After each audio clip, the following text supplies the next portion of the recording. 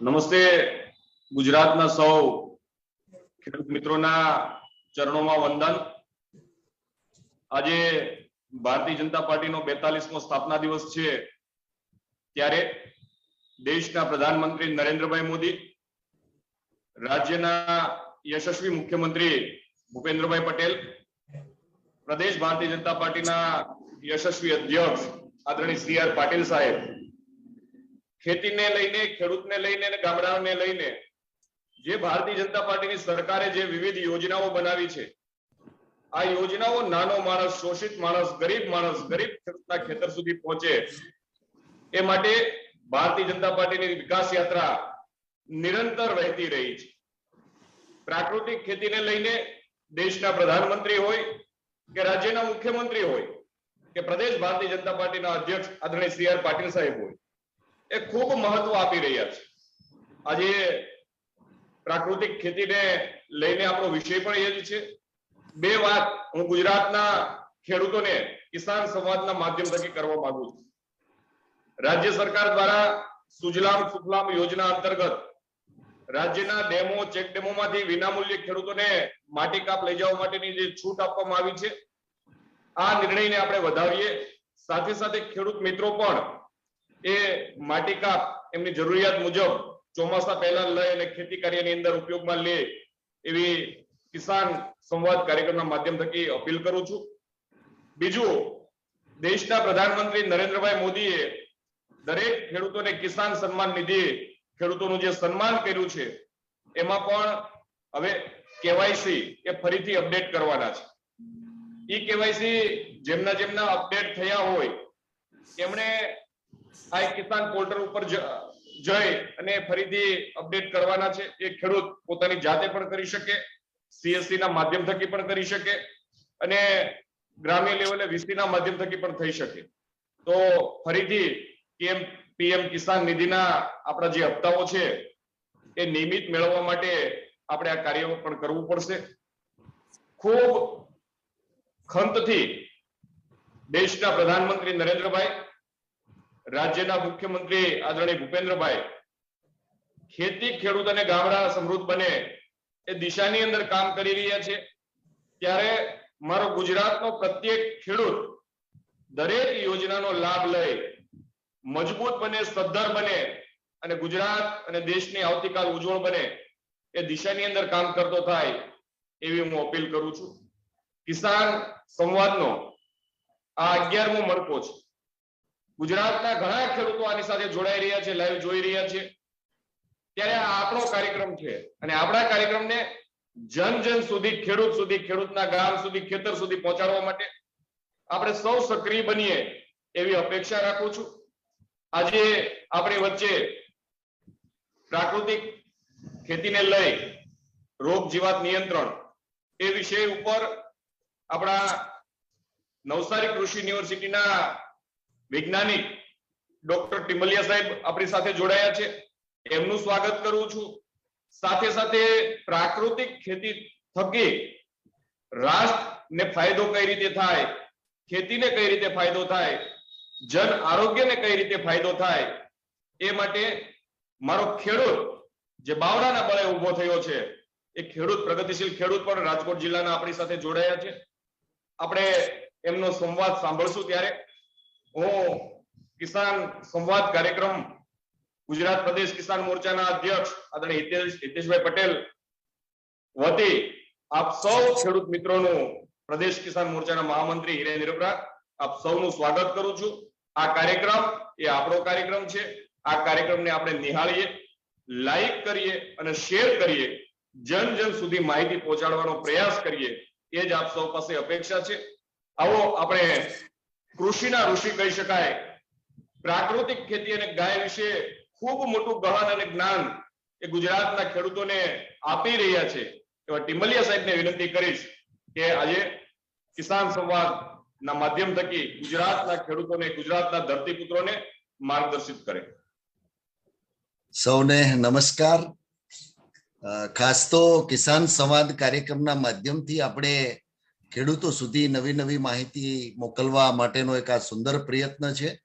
અહીંયા હું એટલું ચોક્કસ કહીશ કે આજે દેશ અને રાજ્ય જે દિશામાં ખેડૂતોને લઈ જવા માટે એક વિચારી રહી છે સરકારશ્રીઓ, માનો કે ભારત સરકાર હોય, રાજ્ય સરકાર હોય કે પ્રાકૃતિક કૃષિ, અને એના માટે આ કિસાન સંવાદ કાર્યક્રમના 11 એપિસોડમાંથી આ 5મો એપિસોડ પ્રાકૃતિક કૃષિ ઉપર છે. એટલે મિત્રો, આપ સર્વો પ્રાકૃતિક કૃષિ શબ્દથી તો પરિચિત થયા છો, પ્રાકૃતિક કૃષિના ફાયદાથી પરિચિત થયા છો, એના સિદ્ધાંતો, એમાં વિજ્ઞાન શું છે તે ખેડૂતોને પણ આપણે બધાએ સાંભળ્યા છે.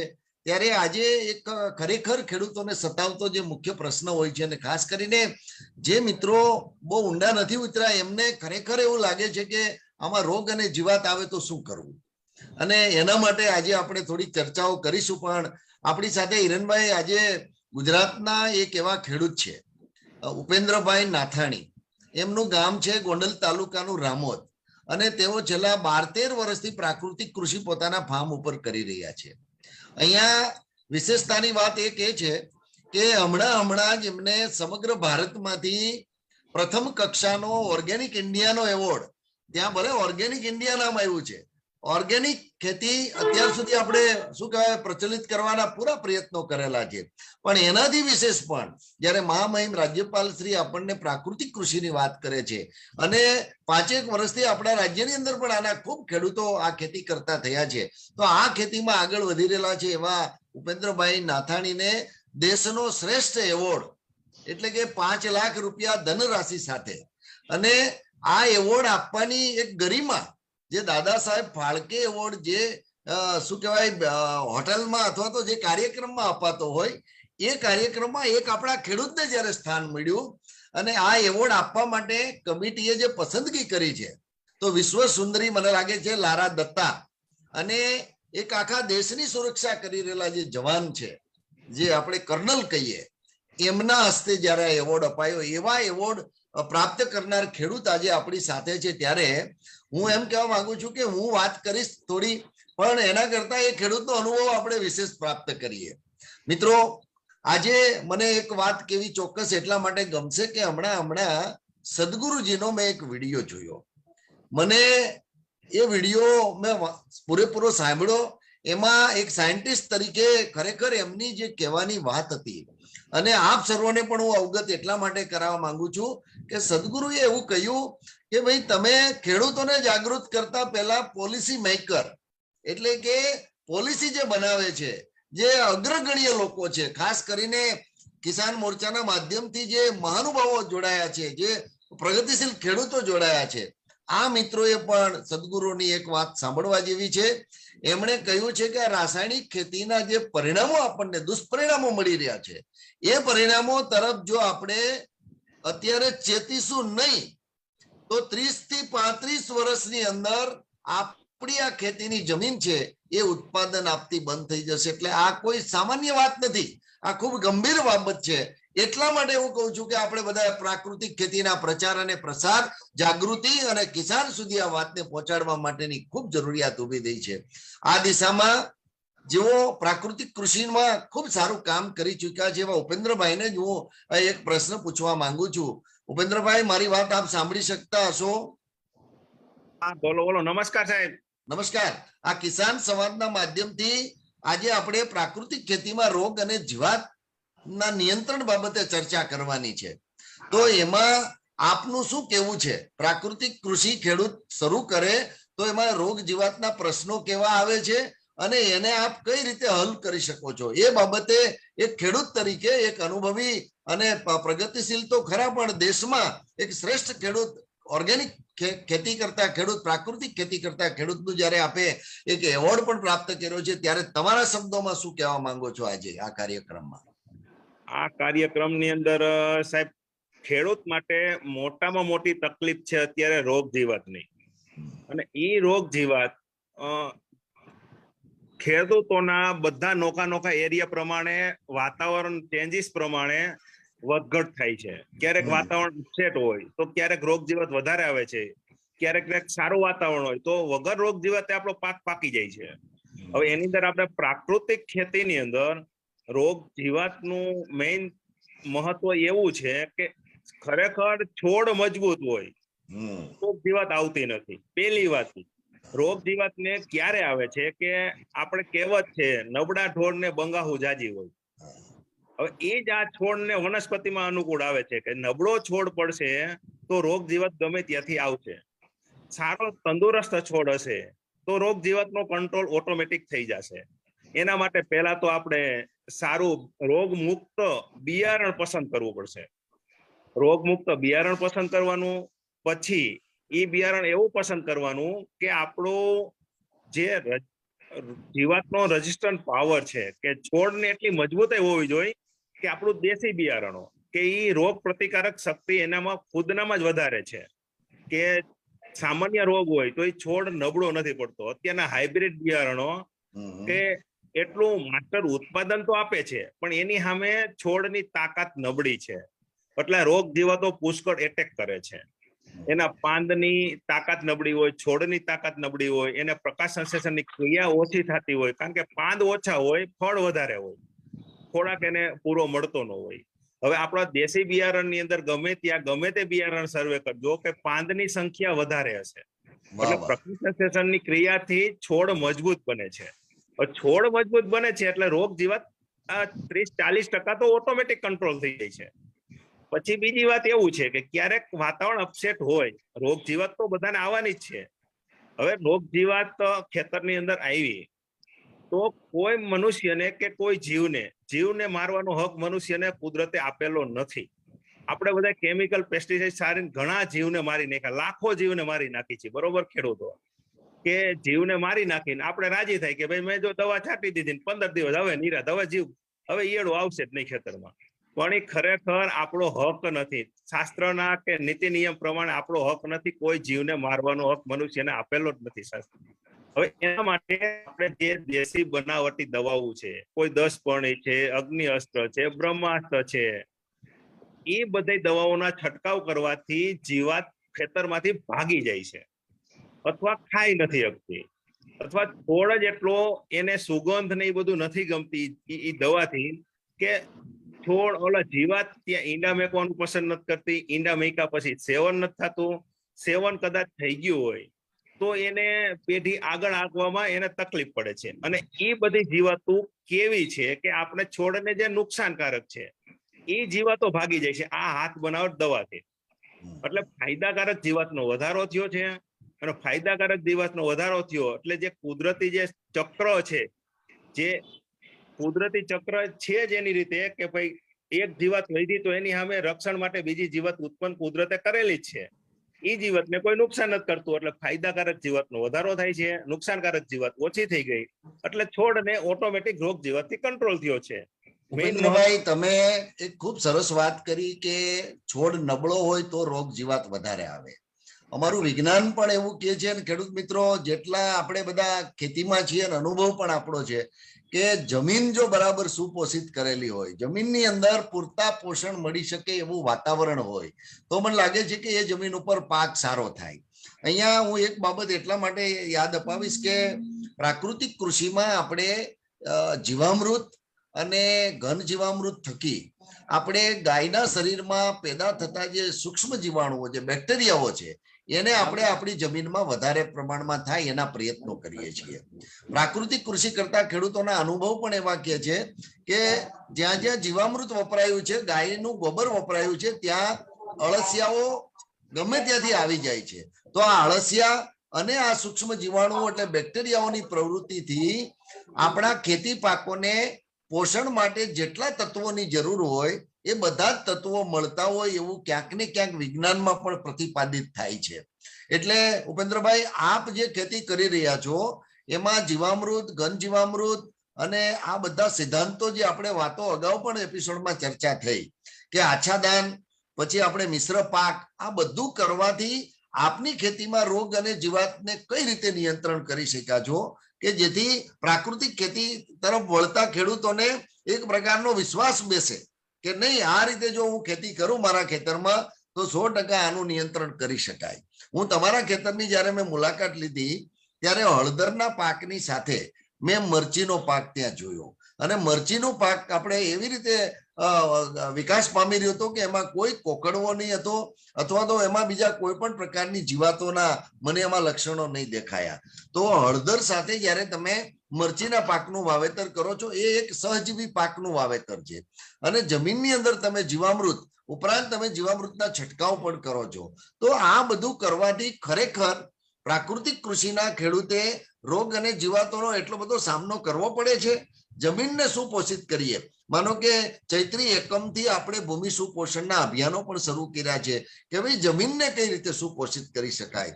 પહેલા આપણે છોડ વાપરવાની પણ એટલી ભલામણો કરી છે, છાણિયા ખાતરો વાપરવાની પણ ભલામણ કરી છે. પ્રાકૃતિક કૃષિમાં એવું કહેવામાં આવ્યું છે કે જીવામૃત અને ઘન જીવામૃત આટલું અને સાથે સાથે આચ્છાદન કરવામાં આવે અને પાકના અવશેષોને જો પાછા જમીનમાં આપવામાં આવે તો આ સૂક્ષ્મ જીવાણુઓના માધ્યમથી એનું વિઘટન થઈ અને પૂરતા પ્રમાણમાં પોષક તત્વો પાકને મળે છે. આ વિજ્ઞાન પણ આની સાથે શું કહેવાય સંમત છે. આપનો અનુભવ આ દિશામાં શું કહેવા માંગો છો?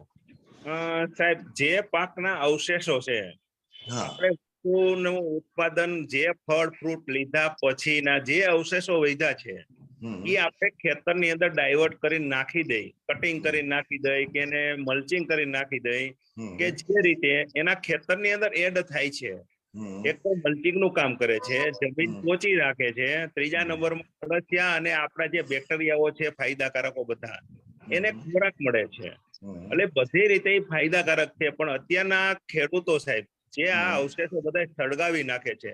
હજારો એકરની અંદર આપણા કપાસના વાવેતરો છે અને કપાસનું જે મલ્ચિંગ કરીને કે અથવા જેને બહાર કાઢીને જે ખાતર બનાવે છે એવા ખેડૂતો બહુ કરવાવાળા વર્ગ ઓછો છે. હવે જે વર્ગ હરગાવી નાખે છે સાહેબ, સળગાવવાથી શું થાય છે? એક તો જમીનના બેક્ટેરિયાઓ નાશ પામે છે અને એને જે ખોરાક છે એ ઓછો થયો. એટલે પછી આવતા વર્ષે એ લોકો વધારે ખોરાક આપવાનું પસંદ કરે. તો ખોરાક તો દેશી ખાતરો તો રહ્યા નથી કે જીવામૃતનો ઉપયોગ તો બહુ ઓછો કરે છે. ગૌધન ઓછા થઈ ગયા છે. એટલે હવે પછી કેમિકલ પેસ્ટિસાઇડના ઉપયોગો વધી ગયા છે. છોડ નબળા પડ્યા છે.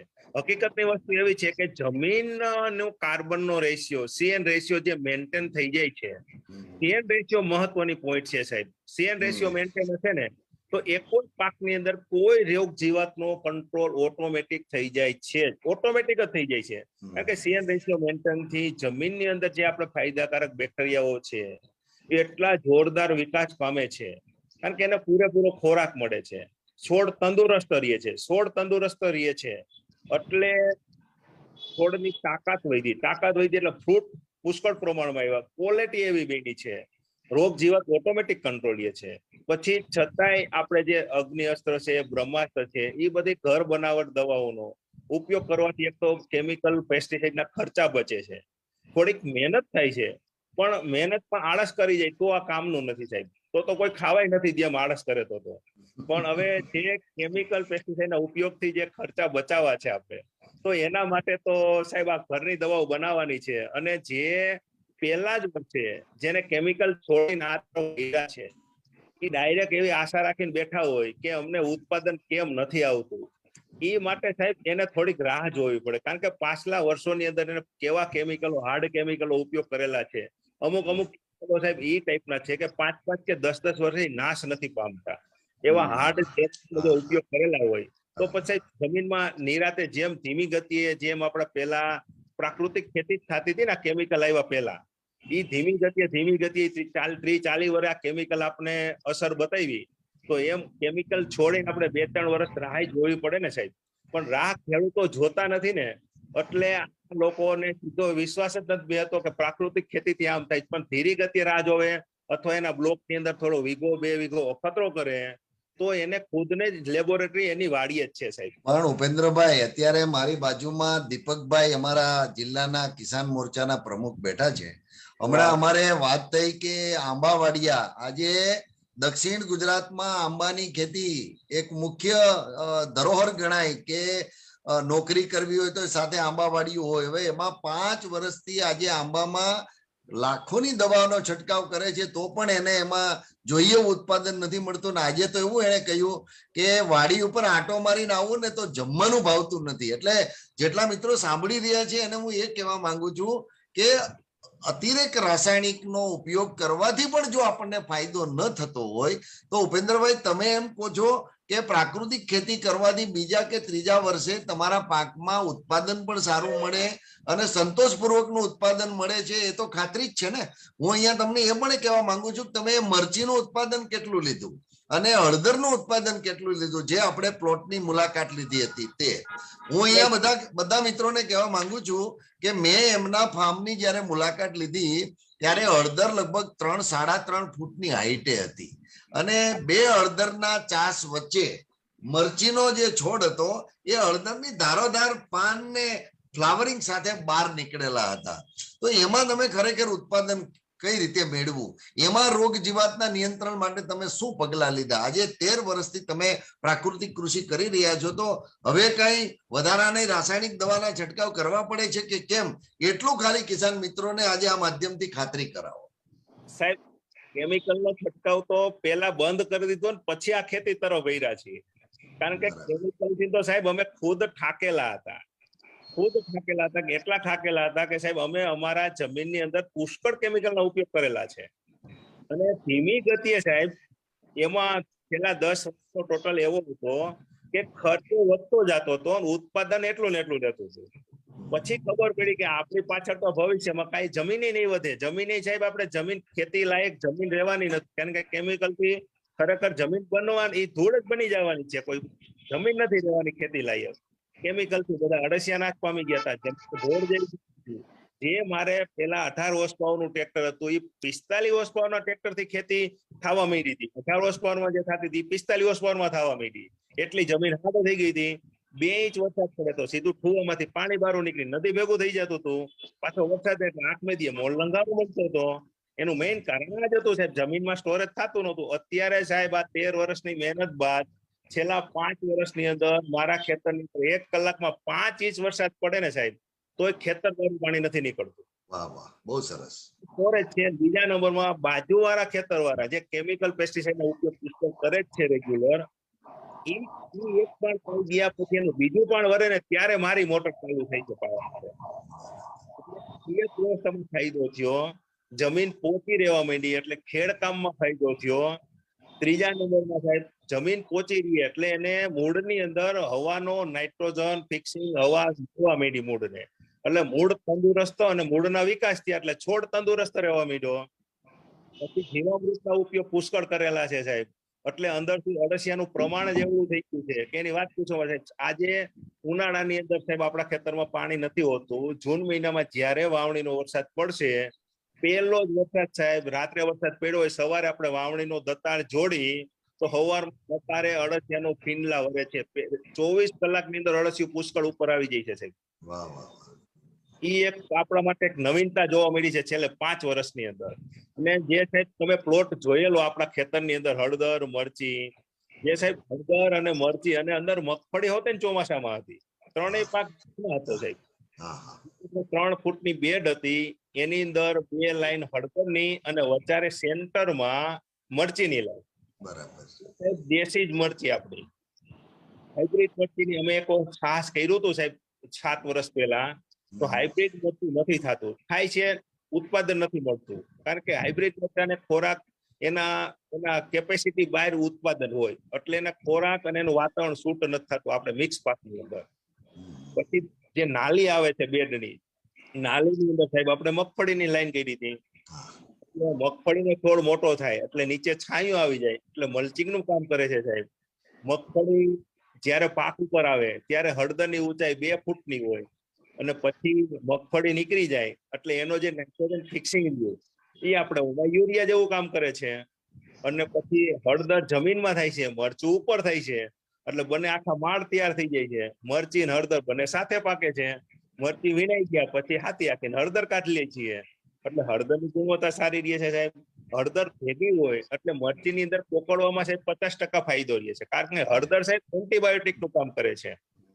એટલે મૂળ દ્વારા અને પાંદની સુગંધ દ્વારા હળદરમાં સુગંધ આવે છે પાંદમાં, બંને દ્વારા રોગ જીવાતનો કંટ્રોલ હું એ રીતે કરું છું મરચીમાં સાહેબ. એટલે આ રીતે સાહેબ પ્લોટિંગ છે. ખેડૂત મિત્રોને અહીંયા એક બાબત એ પણ જણાવીએ કે વિજ્ઞાનમાં પણ એવા સંશોધનો છે કે સહજીવી પાકો જ્યારે કરવામાં આવે, એક કરતા અનેક પાકો એક ખેતરમાં કરવામાં આવે તો પોષણ તો મળે જ છે. કઠોળ પાક જે હોય છે નાઇટ્રોજન આપવાનું કામ કરે છે. એવી રીતે રોગ અને જીવાતને દૂર રાખવાનું, જેમ ઉપેન્દ્રભાઈએ કહ્યું કે હળદર અને મરચી કરો, બાકી મરચીની ખેતીમાં એટલી બધી દવાના છંટકાવ કરવા પડે. એમાં ચૂસિયામાં 2 પ્રકારની જીવાતો આવે, એક તો માઇટ્સ આવે, જે આપણે શું કહે કથીરી કહીએ. ખેડૂતોને ખ્યાલ ના આવે કે આ કથીરી છે કે બીજી ચૂસિયા જીવાત છે, એટલે બીજા ચૂસિયાની જીવાતની દવાના છંટકાવ કર્યા કરે તો કથીરીનો નાશ નથી થતો. એના માટે માઇટીસાઇડનો સ્પ્રે કરે તો જ એનું કંટ્રોલ થાય. તો આ બધા વાતાવરણમાં હળદરના પ્લાન્ટેશન સાથે મરચી કરવામાં આવે તો ઉપેન્દ્રભાઈના ફાર્મ પર મેં જોયું, પોતે જે કહ્યું કે આ પ્રકારના બીજા કોઈ જંતુનાશકોનો છંટકાવ કરવો પડતો નથી. એવી જ રીતે અગાઉ પણ મેં 1-2 વાર વાત કરી છે કે રોગ અને જીવાતના નિયંત્રણમાં સહજીવી પાકોનો ખૂબ મોટો ફાળો છે. આજે તમે કોબી અને ફ્લાવર એકલા જ જો ખેતરમાં કરશો તો જીવાત આવશે અને આવશે જ.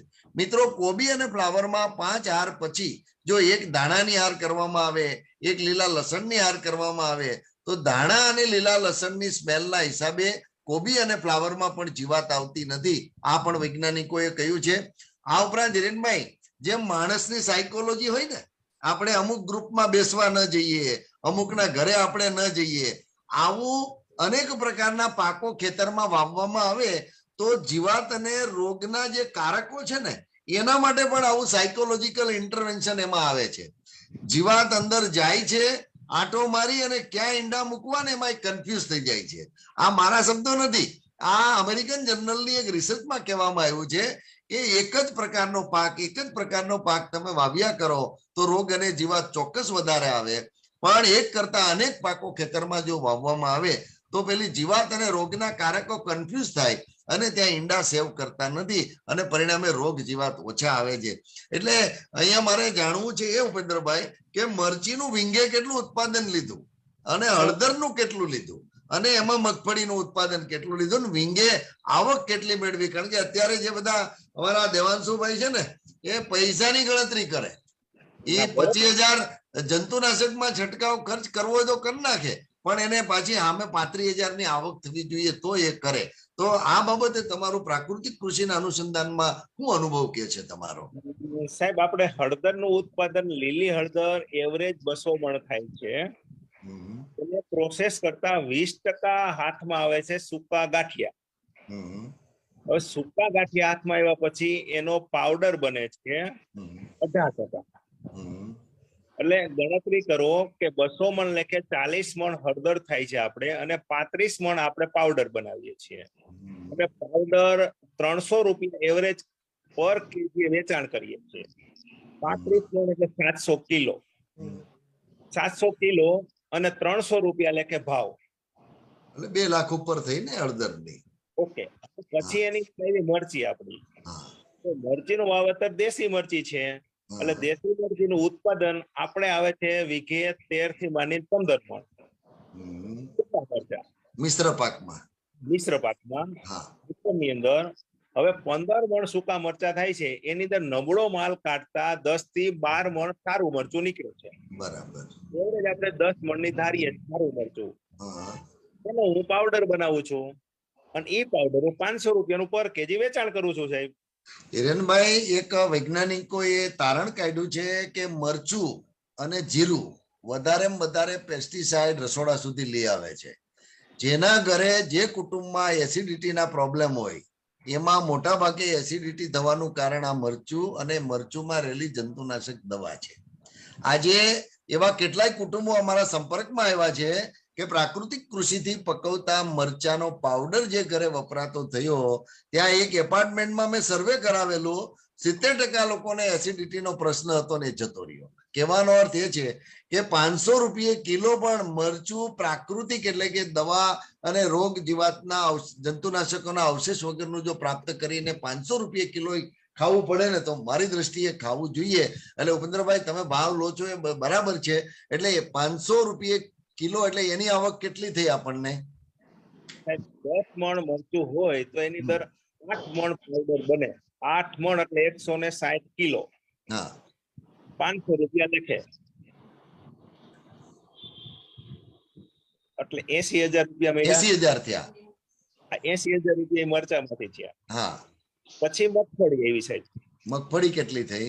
તો મગફળી સાહેબ મારે 15 મણ થઈ. 1 વીઘે 15 મણ મગફળી થઈ. એનું હું સાહેબ સિંગલ કાઢું છું. 7 ડબ્બા સિંગલ થાય છે વીઘે. એટલે 7 ડબ્બા સિંગલ હું સાહેબ 4,000 નું વેચાણ કરું છું.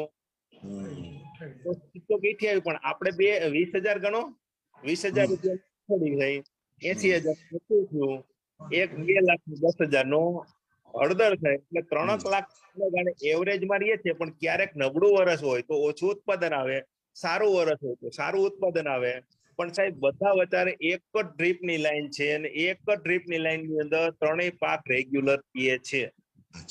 એમાં રાસાયણિક દવાના કોઈ પણ પ્રકારના છંટકાવ કર્યા નથી. 2000 પછી તમારો મ્યુટ થયું છે ભૂપેન્દ્ર. હા, બોલો. પેસ્ટિસાઇડ ની એન્ટ્રી જ નથી 2008 પછી સાહેબ. અને જૈવિક જંતુનાશકો અગ્નિસ્ત્ર, બ્રહ્માસ્ત્ર, નિમાસ્ત્ર એ બધું બનાવીને આપણે એનો છંટકાવ કર્યો છે? હા સાહેબ, એનો છંટકાવ હું રેગ્યુલર કરું છું. એક્યુરેટ તો દર 15 દિવસે છંટકાવ મારો થઈ જ જાય છે. પણ ક્યારેક રોગ જીવાતનો કંટ્રોલ એમ લાગે કે આપણો ભાદરવો મહિનો છે ત્યારે ગરમીનું પ્રમાણ જ્યારે વધે ત્યારે કુદરતી સાયકલને હિસાબે રોગ જીવાતનું પ્રમાણ વધે છે. કારણ કે વાતાવરણમાં ચોમાસામાં ભેજ હોય અને ગરમી હોય, બંનેની હિસાબે એનું જે સાયકલ છે એ ઝડપથી થાય છે, બરોબર, ઋતુ ચક્ર પ્રમાણે. હવે એના માટે સાહેબ હું છે ને દર પૂનમ અને અમાસ, પૂનમ પહેલા 3 દિવસે અને અમાસ પહેલા 3 દિવસે, 11, 12 ને 13 ના 3 દિવસના ગાળાની અંદર હું રોગ જીવાત હોય કે ન હોય એનો સ્પ્રે મારી દઉં છું. અને ભાદરવા મહિનાની ગરમી પડે ત્યારે હું 15 દિવસમાં 2 સ્પ્રે મારું છું. પાંચમ, છઠ અને સાતમ આઠમમાં, અને 11, 12 અને 13 માં હું એ ઋતુ ચક્ર પ્રમાણે રેગ્યુલર સ્પ્રે મારું છું. મારા પાકની અંદર કોઈ ડેમેજ વાતાવરણ થતું નથી કે ડેમેજ રોગ જીવાત કરતી નથી. રોગ જીવાત બધી તમને જોવા મળશે, ઈયળું જોવા મળશે, મચ્છી જોવા મળશે, કથીની જોવા મળશે, પણ મારા પાકને ડેમેજ નથી કરતી સાહેબ, એ આ છંટકાવ કરવાના હિસાબે. તો છંટકાવ મિત્રો કરવાના અહીંયા હિસાબે. એક બાબત એ પણ સ્પષ્ટ થાય છે કે કિસાન જે પ્રાકૃતિક ખેતી કરે છે એના ફાર્મ ઉપર આ બધી જૈવિક વિવિધતા જોવા તો મળે જ છે. એક વખત હિરજીભાઈ ભીંગરાણીયાનું ફાર્મ છે માલપરાની અંદર, ભાવનગર જિલ્લામાં. ત્યાં હું મુલાકાતે ગયો તો ઉપેન્દ્રભાઈ એમણે મને પોતાનો અનુભવ કહ્યો. એમને ત્યાં બીઆરએસ, એમઆરએસ કરેલા છોકરાઓ બધા એના ફાર્મ ઉપર 20-20 દાડા રોકાય. સિઝનમાં જયારે આ વિદ્યાર્થીઓ રોકાય ને ત્યારે એની પાસે શું કામ કરાવે તો 2 દિવસ ફક્ત જીવાતોને જ પકડવાનું કામ કરાવડાવે અને એ જીવાતો પકડાયા પછી એની ઓળખ કરવાનું કામ કરે. તો પ્રાકૃતિક કૃષિના પ્લોટની અંદર માનો કે 100 જીવાત પકડાય તો 100 માંથી 7 જ જીવાત એમને એવી જોવા મળેલી કે જે શાકાહારી હોય. શાકાહારી એટલે આપણા પાકને નુકસાન કરતા હોય. અને 93 જીવાત એવી જોવા મળી કે જે માંસાહારી હોય. અને આ 93 જીવાત છે એ શાકાહારી જીવાતનો ખોરાક એનો હોય છે. એટલે આ રીતે પ્રાકૃતિક કૃષિમાં મિત્રો ખરેખર ઉપેન્દ્રભાઈ જે રીતે કહે છે એ રીતે, અને જે કાંઈ થોડા ઘણા અભ્યાસો થયા છે એમાં એક બાબત સ્પષ્ટ થાય છે કે જંતુનાશક દવાના વપરાશ વગર પણ ખાસ કરીને જે અગ્નિસ્ત્ર, બ્રહ્માસ્ત્ર, નિમાસ્ત્ર, સુંઠાસ્ત્ર ઉપરાંત 10 પરણી અર્ક અને ખાલી જીવામૃતના છંટકાવ કરવાથી પણ રોગ અને જીવાતનું નુકસાન આપણે અટકાવી શકીએ છીએ. અમે અહીંયા અમારા કૃષિ વિજ્ઞાન કેન્દ્રમાં છેલ્લા 4 વર્ષથી પ્રાકૃતિક કૃષિનો આ એક પ્લોટ તૈયાર કર્યો છે. અને એ પ્લોટની અંદર આજે સવારે જ મેં મુલાકાત લીધી. રીંગણ છે, ચોળી છે, લસણ છે, કાંદા છે, પાલક છે, કોઈ પણ પાકની અંદર મને પણ કોઈ પણ પ્રકારની જીવાતનું નુકસાન જોવા મળ્યું નથી. એનો અર્થ એવો થાય કે પ્રાકૃતિક કૃષિ જો તમે ખરેખર 5 સિદ્ધાંતો વાપરીને જો કરવામાં આવે, અને એમાં બીજામૃતનું તો ઉપેન્દ્રભાઈ એક વિજ્ઞાન પણ છે કે બીજામૃતમાં ગૌમૂત્ર, ગૌ ગોબર અને ચૂનો વપરાય છે. બીજામૃતની માવજત આપ્યા પછી છોડને જ્યારે બીજ ઉગે છે ને ત્યાંથી જ એને જમીનજન્ય રોગો સામે રક્ષણ આપે છે. જે રીતે આપણે રાસાયણિક દવાઓનો પટ આપીએ એ રીતે બીજામૃત અહીંયા કામ કરે છે. બીજું, બીજામૃતની અંદર એક વૈજ્ઞાનિકનો એવો રિસર્ચ થયેલો છે કે એમાં ઇન્ડોલ એસેટિક એસિડ અને જિબ્રેલિક એસિડ પણ બીજામૃતમાંથી જનરેટ થાય છે, જે બીજને ઉગાવવા માટે પૂરતું જે પોષણ અને જે શું કહેવાય કે એના વિકાસના જે એન્ઝાઇમ્સ જોઈએ ને એ પણ એમાંથી પૂરતા મળે છે. એટલે હિરેનભાઈ, મને કહેતા ખરેખર ખુશી એટલા માટે થાય છે કે જે લોકો પ્રાકૃતિક કૃષિમાં આગળ વધવા માંગે છે, અને હું તમારી સાથે બહુ એક ફ્રેન્ડલી પણ વાત કરવા માંગુ છું કે જેને એ દિશામાં જવું નથી, રાસાયણિક દવાઓ લાવીને ખેતી કરવી છે, શોર્ટકટ થી જે લોકોએ શું કહેવાય ખેતી કરવી છે, પરિશ્રમ ઓછો કરવો છે, એના માટે બાના અનેક હોય છે. હિરેનભાઈ, અમને જે જોવા મળ્યું છે કે આ ઉપેન્દ્રભાઈ ખેડૂતને આજે આપણે એટલે વધારે સાંભળીએ છીએ કે મિત્રો એનું ફાર્મની પણ એક વિઝિટ કરવા જેવી છે. એમને 3.25 લાખની આવક આ 3 પાકોમાંથી જે મેળવી, સાથે સાથે બોર્ડરે ગલગોટા અને બીજા ઘણા બધા મકાઈના પાકોના શું કહેવાય પણ અમે વાવેતર જોયા. એટલે મિશ્ર પાક આ પદ્ધતિ અપનાવવાથી રોગ અને જીવાતનું નિયંત્રણ કરી શકાય. કદાચ અમે વૈજ્ઞાનિકો કહીએ ને તમને માનવામાં ન આવે, પણ એ ખેડૂત જયારે આ વાત કરતા હોય ત્યારે આપણે માનીએ. ઉપેન્દ્રભાઈને એક પ્રશ્ન એ પણ કરીએ કે આ 3.25 લાખ રૂપિયાની આવક મેળવવામાં ખર્ચ તમે કેટલો કરેલો? ટોટલ ખર્ચ કેટલો કર્યો? 3.25 લાખના આવકની અંદર સાહેબ ખેતી ખર્ચાની અંદર મહેનત સિવાય બીજું કોઈ નથી, પણ આપણે મહેનત અને મજૂરી ખર્ચો એ બધું કેલ્ક્યુલેશન મારી એટલે સાહેબ 50,000 ની અંદર બધું કમ્પ્લીટ થઈ જાય છે. 50,000 ના ખર્ચની અંદર બધું કમ્પ્લીટ થઈ જાય છે, ખાલી મહેનતનો ખર્ચ. બાકી દવા જો વેચાતી લેવાની થતી નથી. પછી એક બહુ સ્પષ્ટ બાબત છે અહીંયા કે ખર્ચ ઘટાડો તો જ ખેતીની આવક આપણને વધારે મળી શકવાની છે. અને અત્યારે રાસાયણિક ખેતી કરતા ઉપેન્દ્રભાઈ ખેડૂતો પણ હવે ત્રાહિમામ પોકારી ગયા, એટલા માટે કે એક બાજુ રસાયણોના ભાવ આપણે કહીએ અને એક બાજુ એની માનવ જીવન ઉપર જે મોટી અસર થઈ રહી છે. ખરેખર આ જેને દેખાતું હોય, જેને સૂઝતું હોય ને એને વધારે બળતરા થતી હોય છે. અમારા પાલેકરજીએ કૃષિ વૈજ્ઞાનિકોને પણ શું કહેવાય ઘણી વખત અપશબ્દો કહેવાનો પ્રયત્ન કર્યો, પણ એની પાછળ મને એમ લાગે છે કે એનું કહેવાનું એવું છે કે આમાંથી જલ્દી કઈ રીતે બહાર આવો અને આ પ્રાકૃતિક કૃષિ તરફ સમાજ કઈ રીતે જાય અને એના થકી સારું ઉત્પાદન કઈ રીતે મળે ને એના થકી સારું આરોગ્ય કઈ રીતે પ્રાપ્ત થાય. તો આ દિશામાં ઉપેન્દ્રભાઈ તમે જે ખેતી કરી રહ્યા છો એમાં બીજા કયા કયા પાકો લો છો કે એમાં પણ તમારે રોગ જીવાતના કોઈ છંટકાવ કરવા નથી પડતા? બીજા પાકો વિશે પણ માહિતી આપો. બીજા સાહેબ આપણે છૂટી મગફળી વાવીએ છીએ, પછી ઘઉં છે, ચણા હોય, જીરું હોય. સાહેબ જીરું કરવું બહુ અઘરી વસ્તુ છે. અઘરામાં અઘરું જીરું અને મરચી છે આપણે આ પ્રાકૃતિક ખેતીમાં.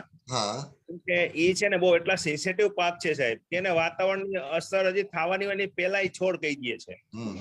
એમાં છોડને જોઈને હાલવું પડે સાહેબ, છોડ શું કહેવા માંગે છે, કે પાંદ શું કહેવા માંગે છે, એની જોડે આપણે વાતો કરવી પડે છે. કારણ કે વનસ્પતિ એક જાતનો જીવ જ છે. એ જીવની એરે તમે એની જોડે રહી શકશો ને તો જ તમને ખેતી કરવાની બહુ જ મજા આવે. તમે જીરુમાં શું પગલા લો છો? જીરું તો જુગાર કહેવાય છે આમ તો ખેડૂત માટે. જુગાર સાહેબ, જુગાર. આ વર્ષે સાહેબ મારે 50% જ થયું, કારણ કે વરસાદ પડી ગયો તો એટલે કોઈ છતાં 50% થયું. બીજાને તો દિહારી મેકવી પડી બધાને.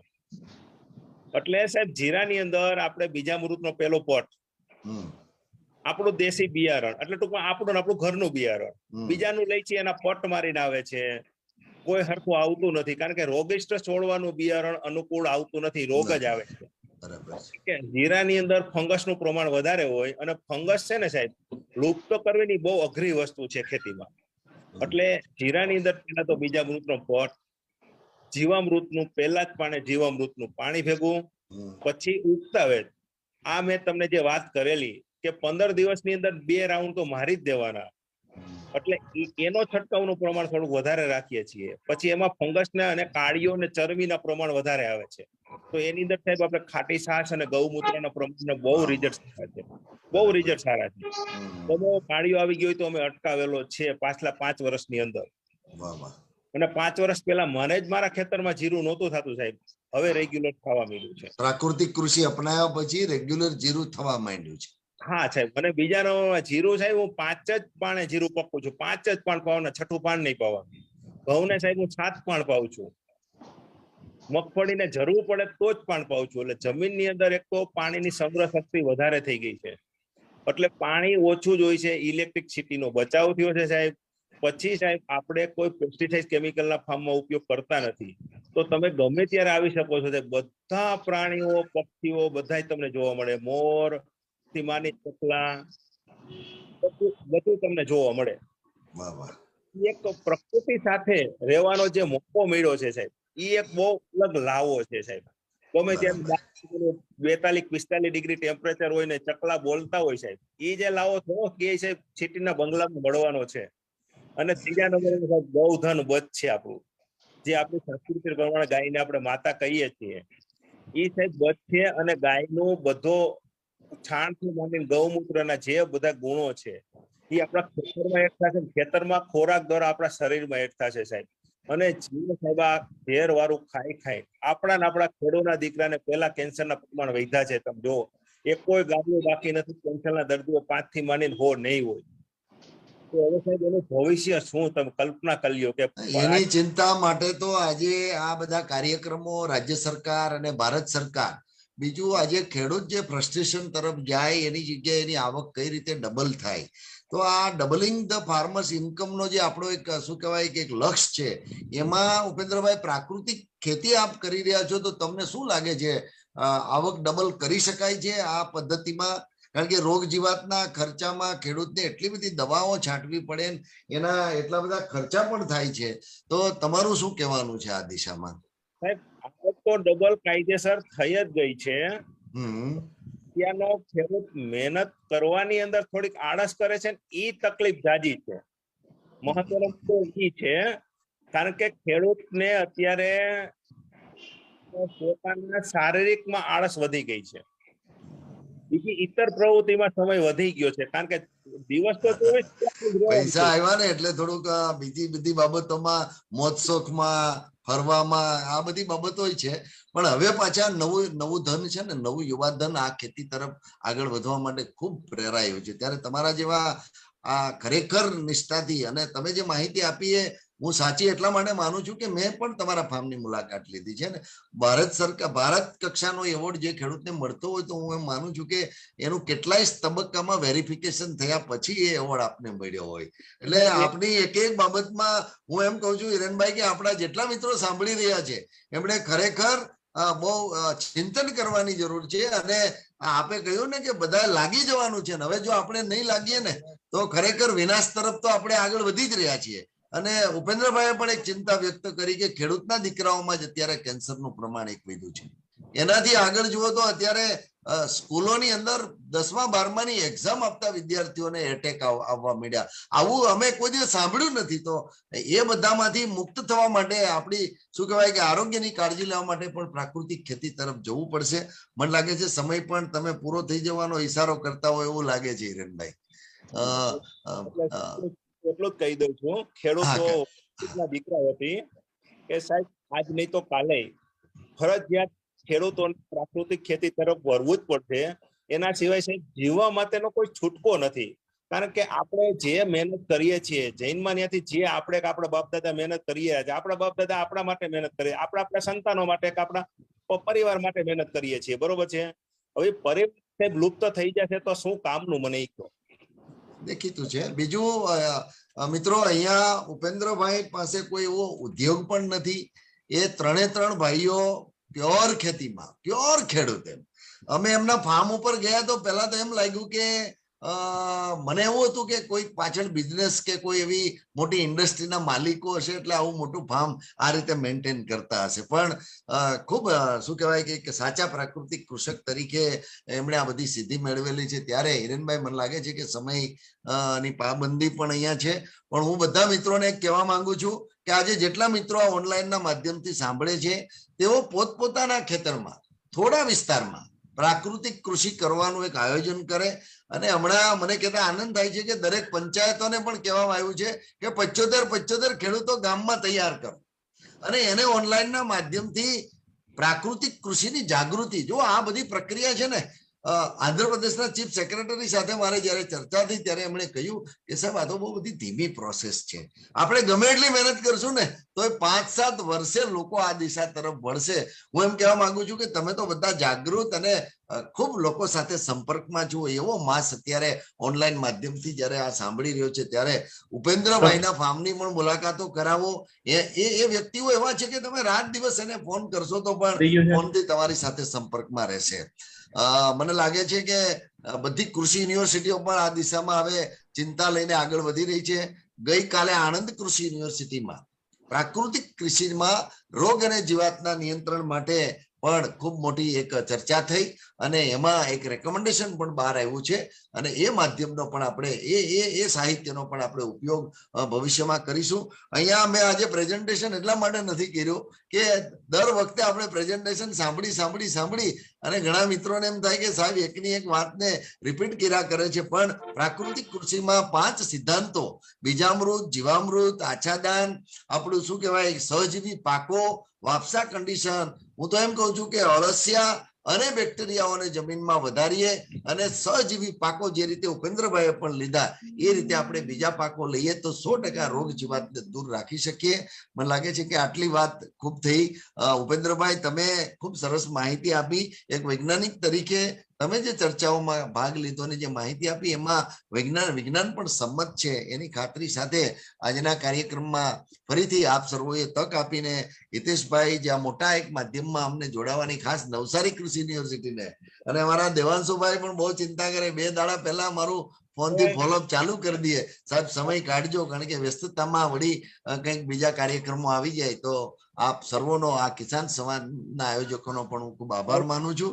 અને અંતમાં ઉપેન્દ્રભાઈને કઈ 2 શબ્દો અને બીજા ખેડૂતોને આપ શું કહેવા માંગો છો એ વાત કહી અને આપણે આ કાર્યક્રમને પૂર્ણ કરીએ. બોલો ઉપેન્દ્રભાઈ. હા બોલો, સંભળાય છે. સાહેબ, હું તમે તમારું ગ્રુપ હિતેશભાઈ બધાનો સાથ સહકારથી હું અહીંયા પહોંચ્યો છું. બીજા નંબરમાં તમે ગમે ત્યારે ફાર્મ ઉપર આવી શકો છો. આપણા ઘરનું ફાર્મ છે, મારું એકનું ફાર્મ નથી, સમગ્ર બધા ખેડૂતો ભાઈઓનું ફાર્મ છે. અને એ બાબતમાં આપણે એક મોટી સંવાદ શિબિરે રાખેલી, તેમાં રાજ્યપાલશ્રી ખુદ હાજર હતા, પરસોત્તમભાઈજી હાજર હતા અને કેટલાક લાઈવ ચેનલ માધ્યમથી કેટલા દેશોએ તો નિહાળી છે. તે પછી તો પ્રાકૃતિક ખેતીનો વર્ગ વધી ગયો છે.